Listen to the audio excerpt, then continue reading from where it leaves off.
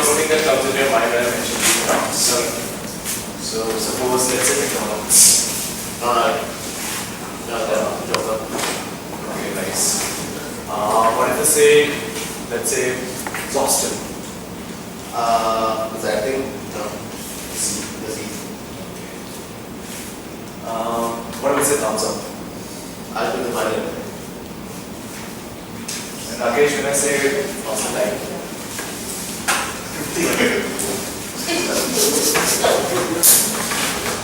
Okay, so we're going to talk about the artist and the brand as the topic of an article.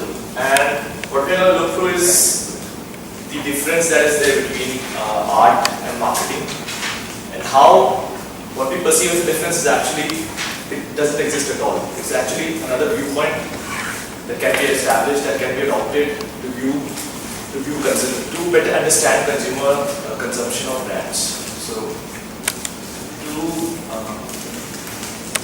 to begin with, art and marketing are inherently different. Artists produce art, marketers produce brands. So brands are an important part of marketing, or the most essential part of marketing. But brands are inherently visual. So all the brands that are there, they are mostly defined by the packaging, brand logos, symbols, when we say advertisements. So everything, most of what is associated with the brand, it is visual, and it is mostly defined or created by artists. So when we say art and marketing, they're not that different in a way. They're actually quite similar. And artists, when you look at it from an artistic point of view, what artists are trying to do. So artists also frequently use brands in their work, and through their success, through their paintings, they essentially develop themselves as a brand. So if you look at Picasso, even M.F. Hussain, so these are brands in themselves. So marketing and art are not that different, and we can use either of the two approaches to understand the other field better.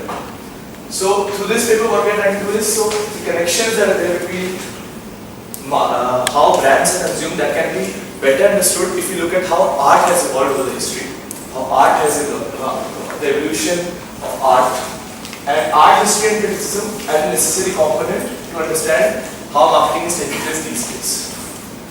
And by analyzing the content, form and uses of art, we gain important insights into consumer culture and how images and brands are consumed by them. So yeah, art offers a secondary mode, you can say, of understanding cultural impact of brand marketing. Yeah, so we are going to use 3 artists as case studies in this article. 3 artists who have defined how branding should be done through their work. So first is Andy Warhol. He was a master of creating brands, and not just brands. He just not created brands, he created a brand out of himself. So his career was largely producing what the ultimate consumer good concept. So Andy Warhol is most famous for his Campbell soup can commercial, the design of the Campbell soup can, which we read previously. And Andy Warhol fully understood the power of mass production, but he was also fully aware of the power of customization. So to the soup can ad, what he did was he produced 200 different varieties of soup can ads. So through mass production, he was actually also going for personal customization, which was better in understanding, which was better for the Campbell soup can, which was better for Campbell soup can's consumption, and had a positive image in the minds of consumers. So he had a notion that everything will be famous for 15 minutes, as he believed that the image reigns supreme. And his soup can series, as I've already talked about, are psychological. So he was fully aware that brands are not associated with the products, but are something more than the product. So they are psychological. So as when I was talking to Rutesh, when I said McDonald's, he's saying product. You cannot say a burger, you're saying Ronald McDonald. So you know it's more than the product itself. And this is the famous Marilyn Monroe painting, different varieties which Andy Warhol used. So it's not just about the products also, it's about Andy Warhol could create a brand out of a celebrity as well. So through mass production, he made Marilyn Monroe a household name. Now the second article about whom we are going to discuss is Barbara Kruger. She was a photo artist and main emphasis was on combining the text and images to address the issues of consumer identity, consumer culture and economic problems. Her focus was to intervene in the stereotypical representations in the marketing domain during the branding in the times. She linked the culture, she thought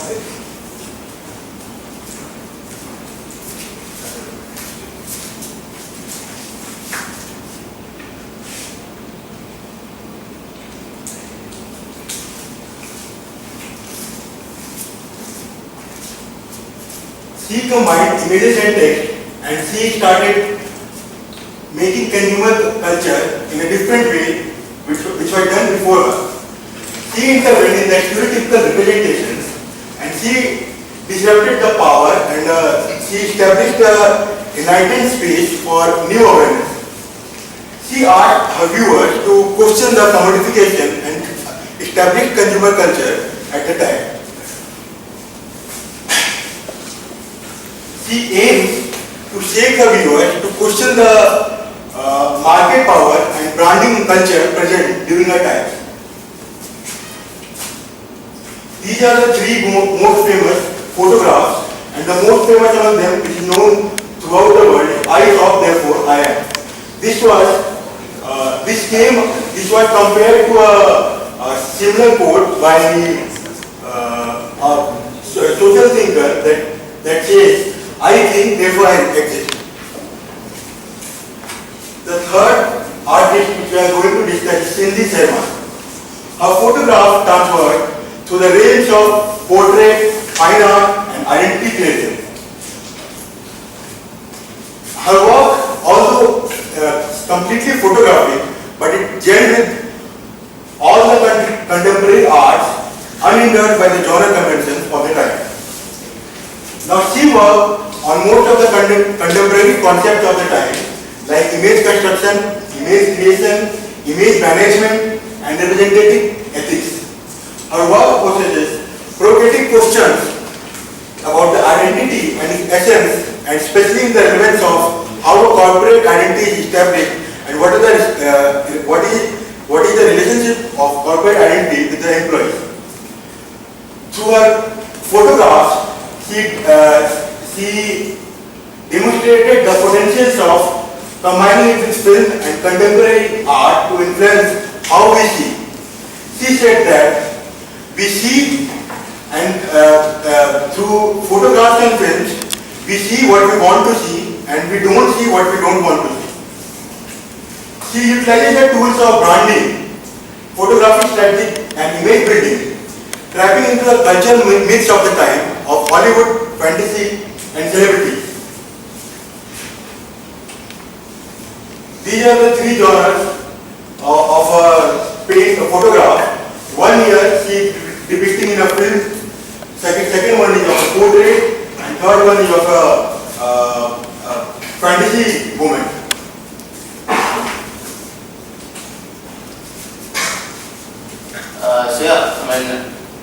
So we just saw three very important artists in this field of propagating a brand via pop arts.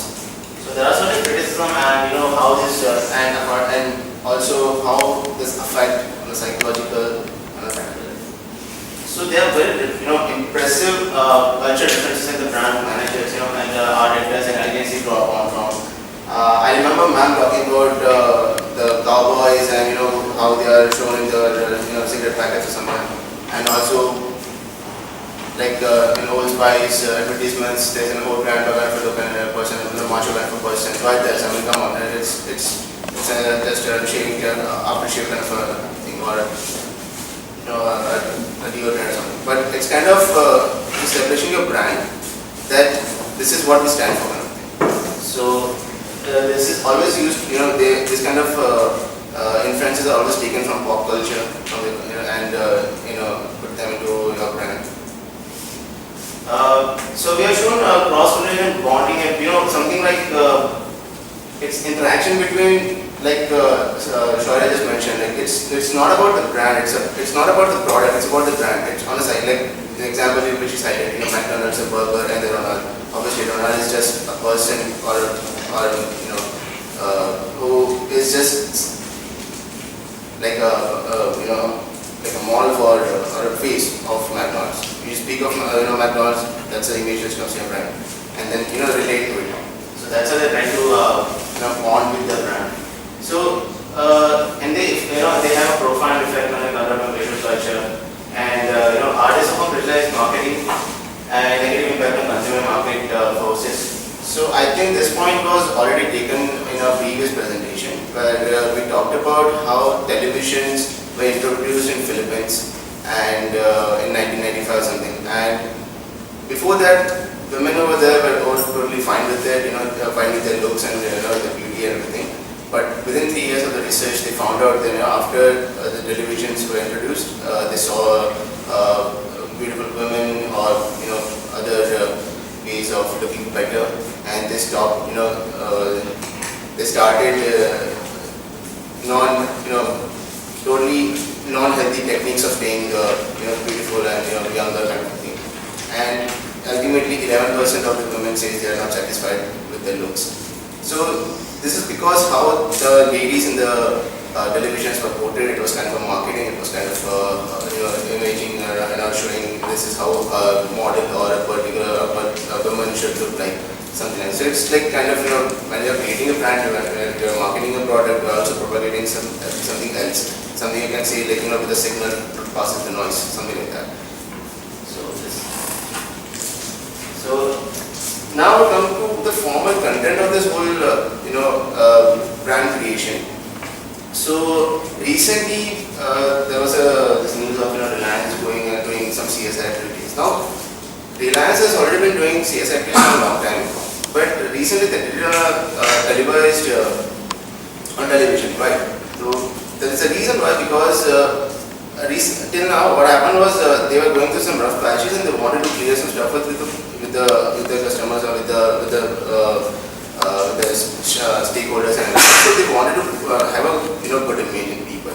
So like we have previously mentioned, in CSI it's more like you use it, you show like I'm concerned, I'm caring or taking care of the people, we are of the community. But it's not like that. It's kind of that's the content. But the real form it's more like keeping them happy so that you can still hold on to your original brand and your brand equity doesn't reduce. So this was one of the form content problem. Similarly, we can see Budweiser, for example, is a very constantly propagating the brand as associating themselves with their beer with having with their buddies or something like that. So what they do is since 1986, I think they have been putting up constant slots with Super Bowls and showing their advertisements, having a Clydesdale horse over there. And it's a very constant. Every year it is a normal thing. It's an annual thing for them.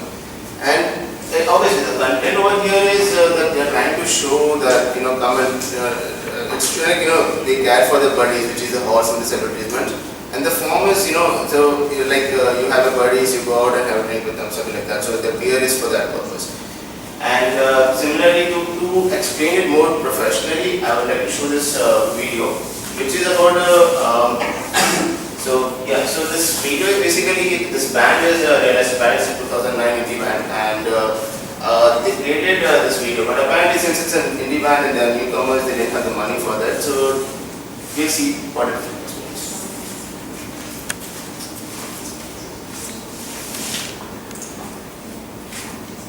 Hello, I'm Tom Sharpling. I'm the director of the video that you're about to see.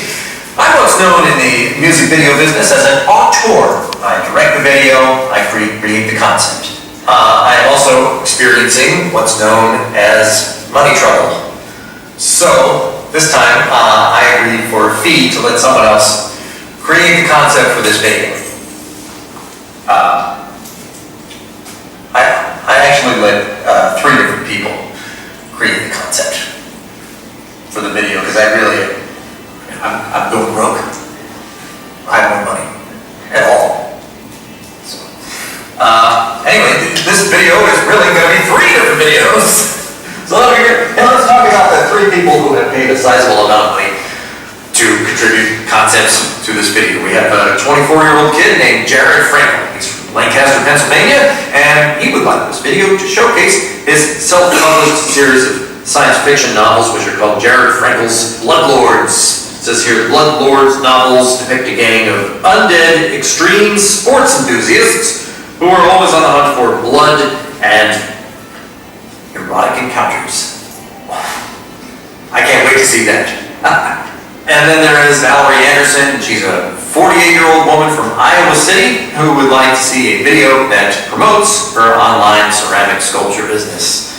And the third concept was written by a gentleman named Fred Dombrowski Sr. He is 78 years young and really would like to see a video that brings back the values of the good old days. Oh, I also made a side deal with the record label to fit in a celebrity cameo, so you'll have that to look forward to. And I said that there would be at least 4 different product placements of the real estate album cover, so that's 1. Okay, good. Oh, and I took $200 just to have the band perform in a Thai restaurant. I would say this video has just about everything. It's got undead skateboarders and ceramic figurines and a tribute to yesteryear, a celebrity cameo, and at least 4 different product placements of the real estate album cover. And that's 2 already. So great. It's going great so far. I also sold a block of time to the Westboro Baptist Church. It's gonna be okay, so now the video starts and you see all these product placements and all the concepts that you mentioned. So all the 4 people what they ask for is all are in the video. It sounds funny, but it is. And the 4 product placements are also there with the album covers. And obviously sold off some of the rights to some of the celebrities, so they are also doing some cameo. Now the question is, why is the celebrity doing a cameo in this video? Because he's a minor celebrity, he wants people to know him. He's not that much known. Secondly, they want to put forward their album cover. So while people watch this album, obviously people don't, normal people first they check out the music and then they go and buy the album. So this will also, kind of show that we already released the album. This is how it looks like. Go and buy it. And since this video requires some money to produce, the 3 people are they are funding, fund providers. So obviously in return they got something out of the deal. So this is how, this is a concept of how branding can be done, and it is done basically. So the content is and this is an explained video. When you see a normal video of any or a movie, for example, Thank You for Smoking or something like that, these kind of movies are actually, people who are lobbying and trying to, for example, cigarette companies are not allowed to advertise in India, so that's why they have to go via some, why they have to show it on maybe television shows, they have on movies. So this is how they kind of do their branding. So, and it is something like that in a lot of music videos. You see the product placements and all, and then you realize, okay, fine, why is it all here? But it is over there because this is how it works, and this video explains it beforehand. So this is the working, of how pop culture is taken into the branding and thrown back into the pop culture. So something like that. Now we are going to see the use of art for branding, and the best example is of PM Narendra Modi. Initially, when he was eyeing for the post of Prime Minister, there were 3 main challenges which came in front of him. The first one was he was a regional leader and he was eyeing for the highest national role. The second one was he was a 63-year-old man and he rarely spoke in English. There were 17% of the voters this time were the first-time voters, and the majority consisted of youth, educated youth. So how was he going to connect to them? And the third and most important was, he carried a taint of the 2012 Goza riots, Gujarat riots, and all the secular parties were against him, not letting him to get the seat of Prime Minister. So how was the brand Narendra Modi or the brand Namu created? Brand Narendra Modi was created in a year, and his candidature was announced on 16th September 2013, and gradually he decided his role and his path towards the Prime Minister.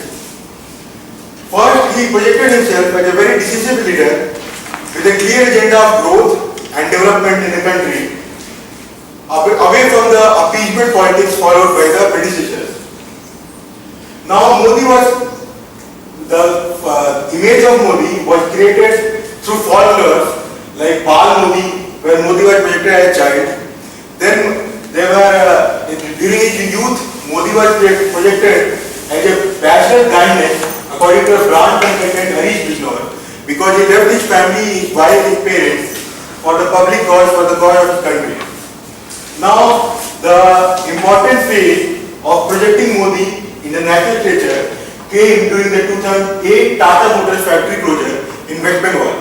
There Modi overnight gave land and other amenities to Tata to establish their mini car, nano industry in Gujarat.